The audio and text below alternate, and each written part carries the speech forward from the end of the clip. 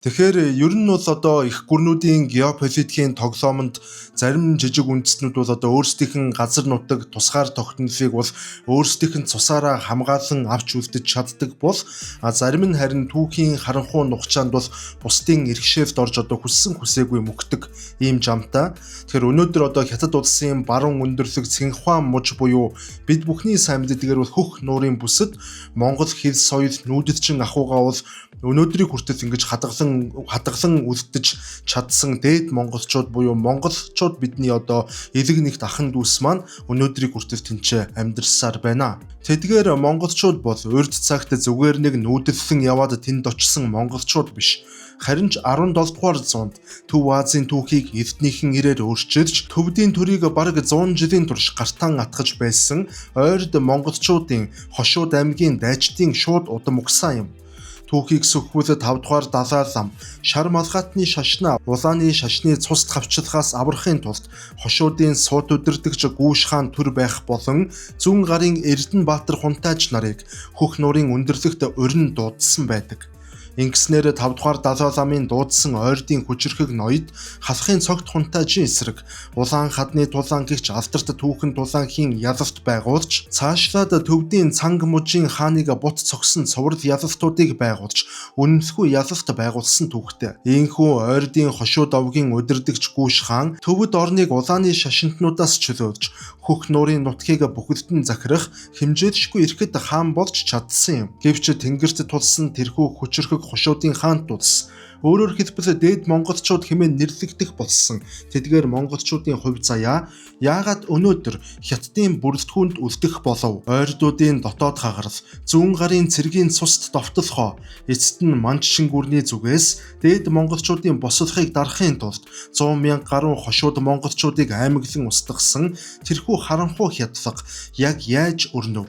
Манжийн дарангууллын дараагаар дээд Монголын нутагт хятадын исламын шашинт дарангуйлагч Ма Буфэний хатуу гараас эхлээд Мао Зэдуны коммунист засаглал хүртэлх хугацаанд эдгээр монголчууд хэрхэн ямар хүнд замыг туулан хэр зэрэг уусан мөхөж байгаа талаар өнөөдрийн дугаараар дэлгэрэнгүй ярих болно. За түүнчлэн та бүхэндээ одоо нэг мэдээлэл дуулгахад бол 1805 онд Чехийн алдарт Рашан совиллын Карловы Вари хэмээх тосгонд энэ хотын эмзүүч Йозеф Витус Бехер гэдэг хүн Английн эрдэмтэн Кристиан Фробрик гэдэг хүнтэй хамтраад хүний ходоод гэдэсний үйл ажиллагааг дэмжиж эрүүлжүүлэх зорилготой, хоолны шингэцийг сайжруулах зорилготой, эрүүл мэндийн зориулалтаар Бехеровка хэмээх фекёрыг бол анх гарган авсан байдаг. За хожим энэ фекёр нь бүгд наримдах Чех улсын үндэсний бахархал болж дэлхийд алдартай урамлын гаралтай фекёр болж чадсан түүхтэй. Тэгэхээр ер нь бол одоо монголчууд бидний дийлэнх нь яг дээд Монгол гэд ярих юм бол бараг дийлэнх нь газар зүүн байршил ярьж байгаа мэтээр ерөнхийдөө ойлгож ингэж хүлээж авдаг. За үнэхээр ч одоо дээд монголчууд гэдэг нь далайн төвшнөөс дээшээ 3000-аас бараг 4000 метрийн өндөрт төвдийн тэр өндөрлөг хэсэг хөх нуурын хөвөөнд бол 17 дугаар зуунаас хойш нутаглан амьдарч ирсэн тийм ойрдын Хошууд аймгийн дайчдын бахархалт нэршил бол одоо мөнөөсөө мөө. За мөн тэднийг одоо дан ганц дээд монголчууд гэхээсээ илүүтэйгээр Тэнгэрийн орны зэвсэгт нүүдэлчд хэмээн олон зуун жилийн турш тухайн бүс нутагт хятад даяар бол нэрлэж ирсэн байдаг. За учир нь одоо тэд нэр энэ бүс нутагт бол зүгээр нэг бэлчээр хайж ч юм уу одоо нэг тиймэрхүү шалтгаанаар бол очоогүй. Харин тэд нэр бол одоо тухайн цагтаа бол Төв Азийн геополитикийн тоглолт мөн одоо шашин төрийн хувь заяаг бүхэлд нь тэр чигт нь оронгоор нь эргүүлэхээр өөрсдийнх нь эвдээ гялалцуулан очсон тийм ойрдын шилдэг дайчдын одоо үндэс угсаа байсан гэж харах нь зөв юм а. 17 дугаар зууны их үед ойрдын 4 аймгийн нэг болох Хошуудын удирдагч Гүүш хаан төр байх зүүн гарын Эрдэнэбаатар хунтайчтай хүчээ нэгтгэж ойрдын холбоог бэхжүүлж байв. Гэтэл яг тэр үед төвдөд 5 дугаар далай ламын тэргүүлсэн шар малгайтны шашин, улааны шашны хаад болон халахын цогт хунтайчийн цэргийн хүчинд боомлогдож мөхлийн ирмэгт тулж ирээд байв. Иймээс 5 дугаар далай лам өөрийг нь хамгаалж төвдөд инх тайвныг тогтоох цорын ганц хүч нь ойрдын зэвсэгт морьт цэргүүд гэдгийг олж харсан юм.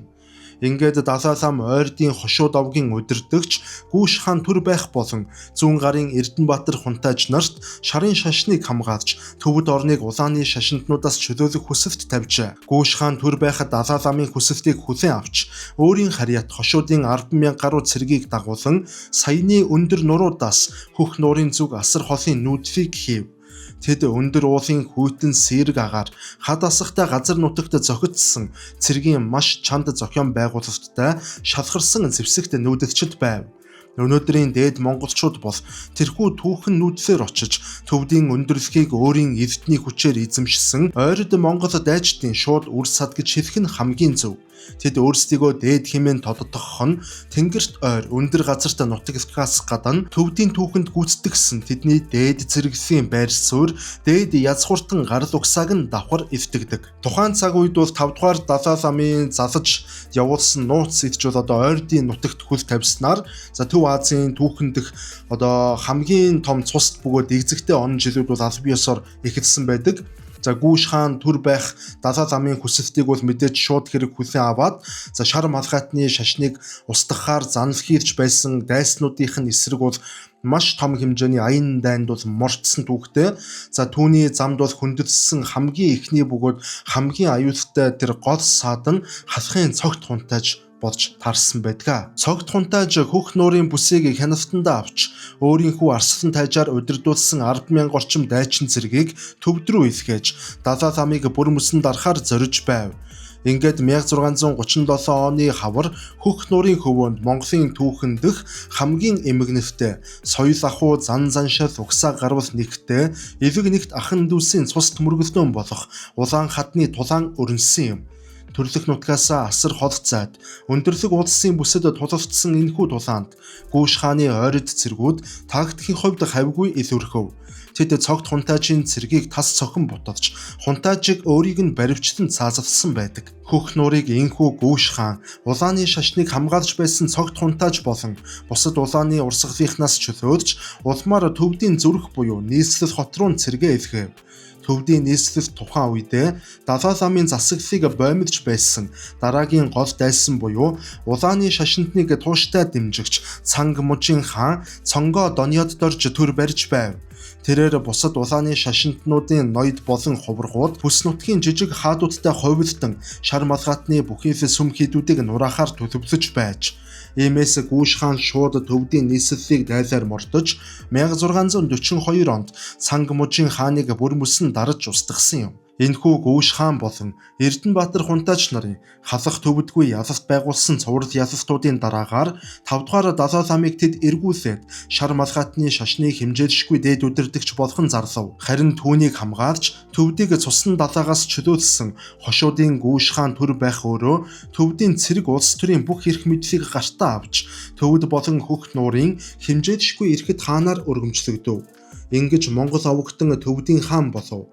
Далай ламын арын сүдэр мэт зогсох Монгол хаадын 80 гаруй жилийн засаглал дээд монголчуудын алтан үе яг ингэж эхэлсэн түүхтэй. Тэгэхээр төвд болон хөх нуурын орчимд Гүүш хааны байгуулсан хошуудын хаант дуулас төвд болон хөх нуурын өндөрлөгт бараг 100 гаруй жилийн турш цэцэглэн мандаж байсан ч монголчуудын түүхэнд хамгийн том гай гамшиг болох тэр дотоодын тэмцэл эрх мэдлийн төлөөх тэр дотоодын хагарал хуваагдлын тэр цаг үе хөх нуурын монголчуудыг ч ихсэн тойролгүй дайраад өнгөрсөн байдаг. Энэхүү хагарлын төв зэгт Гүүш хааны аж хүү хошуудын сүүлчийн хаан Лавзан болон 5 дугаар Далай ламаас хойш төвдийн төрийг барьж байсан Дэси Санжаа Жамц нарын зөрчилдөөн оршиж байв. Лавзан хаан төвд дэх монголчуудын цэрэг улс төрийн хэмжээлшгүй эрх мэдлийг бүрэн сэргээхийг зорж улмаар 1705 онд төвдийн төрийг барьж байсан Санжаа Жамцыг хөнөв. Үүгээрч зогсохгүй тэрээр төвдүүдийн туйлшран шүтэж байсан 6 дугаар Далай лама Цаян Жамцыг сахилга бат алдсан хуурамч Далай лам хэмээн суудлаас нь буулгаж Бээжин рүү цөлж цөлөх замд нь түүний амийг нь хороолсон тул төвдийн ард түмэн лам нарын зүгээс хошуудын монголчуудыг жигшин зэвүүцэх үзэн ядах галын дүл авалцаж эхэлсэн байдаг.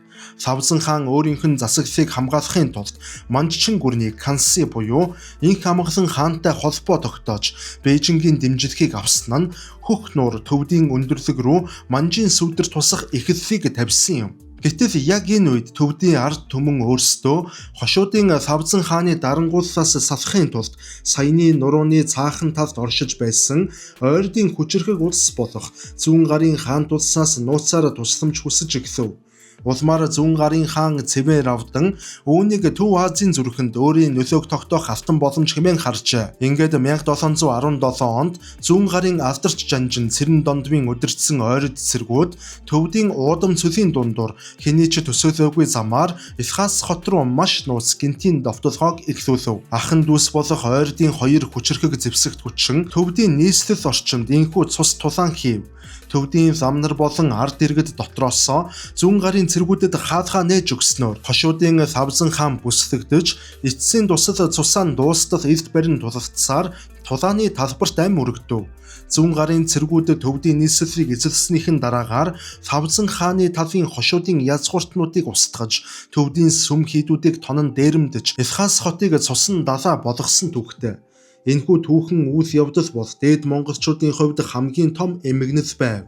Ахын дүүс хоорондоо эрх мэдлийн төлөө тэмцэлдэж нэгнийгээ инхүү устгасан нь хөх нуур төвдийн бүсийг цэргийн болон улс төрийн ямар ч удирдлахгүй асар сул дорой болгон хувиргасан юм. Төвдийг хяналтандаа байлгаж байсан хошууд овгийн язгууртнууд ингэж устгаснаар тэнд эрх мэдлийн асар том хоосон орон зай үүсэж энэхүү хоосон орон зай нь яваандаа Манжчин гүрэнд хөх нуурын монголчуудыг нэг мөр бүхэлдэн залгих түүхэн боломжийг авчирсан юм. Ингээд ямар ч байсан Зүүн гарын нутагаас ирсэн цэргүүд хошуудын засаг захиргааг бол бүрэн устгасныхан дараагаар Манжийн талаас энэ асуудалд яаж хандсан бэ гэхээр манжууд ерөнхийдөө бол Зүүн гарын төрөмгийлэгчдээс төвд болон шар малгайтны шашныг аврагч хэмээн өөрсдийгөө тодорхойлоод асар том цэргийн цуваа буюу айрмыг хөх нуур болон төвдийн өндөрлөг нутаг руу яг дээрх асуудлыг хамгийн гол шалтгаан болгоод ингэж хөдөлгсөн байдаг.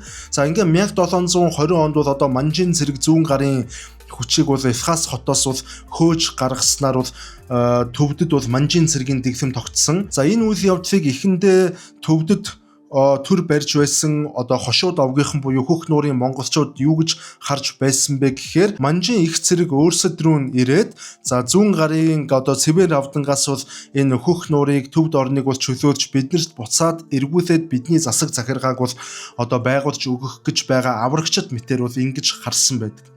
За гэтэл Манжийн цэрэг төвдөд хөх нуурт орж ирсэн энэ үйл явдал нь яг үнэндээ дээд монголчуудын хувьд хамгийн том, хамгийн харанхуй мөхлийн урих болж хувирсан түүхтэй байдаг. Зүүн гарын цэргийн аюул бүр мөсөн алга болсны дараагаар Манжчин гүрэн өөрсдийнх нь жинхэнэ нүр царайгаан харуулж эхлэв. Тэд хошуудын хаан тулсыг дахин сэргээхийг хүссэнгүй. Харин ч Гүүш хааны үр сад хошуудын ноёдын эрх мэдлийг хууль бусаар булаан авч газар нутгийг нь олон жижиг хошуу болгон тасдаж өөрийн бүрэн хяналтанд оруулах бодлогыг маш эрчимтэй хэрэгжүүлж эхлэв. Хөх нуурын монголчууд аврагч биш шинэ колончлогчдтойгоо нүүр тулснаа дэндүү оройтож ухаарцгаасан юм. Яг энэ нэгцэгтэй үед дээд монголчуудын эрх чөлөө тусгаар тогтнолыг сэргээхээр Гүүш хааны 30 хошуудын нөлөө бүхий язгууртан ловцон дорж буюу түүхэнд ловсон данзан ноён гэж алдаршсан нэгэн гарч ирэв. Тэрээр Манжийн энэхүү давт занг үхлийн урьхыг эрс эсэргүүцэж 1723 онд хөх нуурын монголчуудыг урайлан Манжчин гүрний эсрэг Төв Азийн түүхэндх хамгийн том зэвсэгт босолохыг дэгдэв. Ловцонд орж өөрийгөө хөх нуурын бүх монголчуудын хаан хэмээн өргөмжилж Манжийн эсрэг эрт далайн босов. Түүний урайлахыг хөх нуурын олон арван ноёд тайчнар төдийгүй төвдийн зарим нөлөө бүхий ламнар дэмжиж зэвсэг барин энэхүү бослоход нэгдэв. Энэ бол дээд монголчуудын зүгээс өөрсдийн мөхөж устж буй төр улс эрх чөлөөгөө эргүүлэн авахын төлөө харийн дарангууллын эсрэг шүд зүүн тэмцсэн эцсийн том зориглол хамгийн цуст тэмцлийн эхлэл байв. Ловцонд орж ноёны удирдсан энэхүү бослого Манжчин гүрний шинээр задарсан юнчин буюу найралт Төв хааныг өгтөл нь айлгсан гэдэг. Хэрв хөх нуурын монголчууд Зүүн гарын хаан тулстай хүчээ нэгтгэвэл Чин гүрний баруун хэв хязгаар тэр чигтээ нуран унах эрсдэл үүсэхээр байв. Иймээс Манжин хаан өөрийн хамгийн итгэлт, хамгийн өршөөлгүй генерал Нян Геньод асар том айран мөгч хөх нуурын бослохыг ямар ч үнээр хамаагүй хамгийн хэрцгий аргаар дарах тушаалыг өгчээ.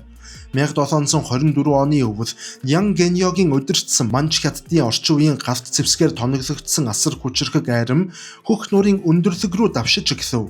Тэдний тактик тун энгийн байв. Эсэргүүцсэн хүн бүрийг устгах.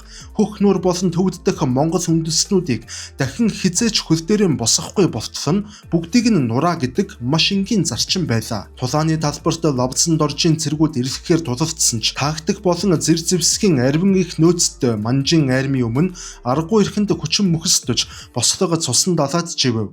Ловцсон дорж ноён арга буюу цөөн цэрэгтэйгээ зүүн гарын зүгт зүхтаж амжсан ч зүхтаж чадалгүй хөх нууртаа үлдсэн дээд монголчуудын хувь заяа хамгийн аимшигтайгаар төгссөн юм. Манжин цэргүүд хөх нуур даяар урьд хожид үзэгдээгүй аимшигт геноцид буюу аймаглан устгах үйл ажиллагааг эхлүүлжээ. Бослохыг дэмжсэн монголчуудын хот суурингуудыг олон зуун жилийн түүхтэй буддын шашны сүм хийдүүдийг уул мөргүй шатааж устгав. Түүхэн сурвалжуудад тэмдэглэснээр бол Манжин арим 100,000 орчим дээд монголчуудыг түүний дотор зэвсэггүй жирийн матчад мөн эмэгтэйчүүд болон хүүхдүүд лам нарыг үе олноор нь хятаж хүн амын бүтцийг нь тэр чигт нь устгав. Хөх нуурын цэлгэр тал уул талууд монголчуудын цусаар бодогдож үхтэл хүрээр дүүрсэн эмгэнэлт дүр зураг сүлдэв. Энэхүү аимшигт хядалахын дараагаар хөх нуурын монголчуудын хүч бүр мөсөн суларч дахин хизээч бие даан хөл дээрээ зогсох чадваргүй болтолсон дороотжээ. Манжчин гүрэн хөх нуурын бүсийг албан ёсоор өөрийн бүрэн хяналтанд оруулж Монголын хошуу давхтны засаглалыг бүр мөсөн устгаж Цинхай хэмээх амбан захирагчийн газрыг байгуулжээ. Нэгэн цагт Төв Азийн цээжинд Эрт Далайн Далай ламыг хамгаалж төвдийн төрийг барьж байсан хүчирхэг хошуудын хаант дулсан өөрсдийн дотоод хагарал хариг үрний урхнаас болж ийхүү цусан далаад живж Манжин хамгийн хатуу колон болон хувирсан түүхтэй. Ингээд Манжин дарлалтаа хамгийн аимшигтай харгас дарангуулалт олон жилийн турш амьдарч ирсэн дээд монголчууд 1911 онд Манжчин гүрэн нуран унснаар тэдэнд эрх чөлөө даанч ирсэн. Харин ч түүхийн дараагийн маш харанхуй, маш их цустай, эмгэнэлтэй үе шат бол тэдний хувьд ихэлсэн байдаг.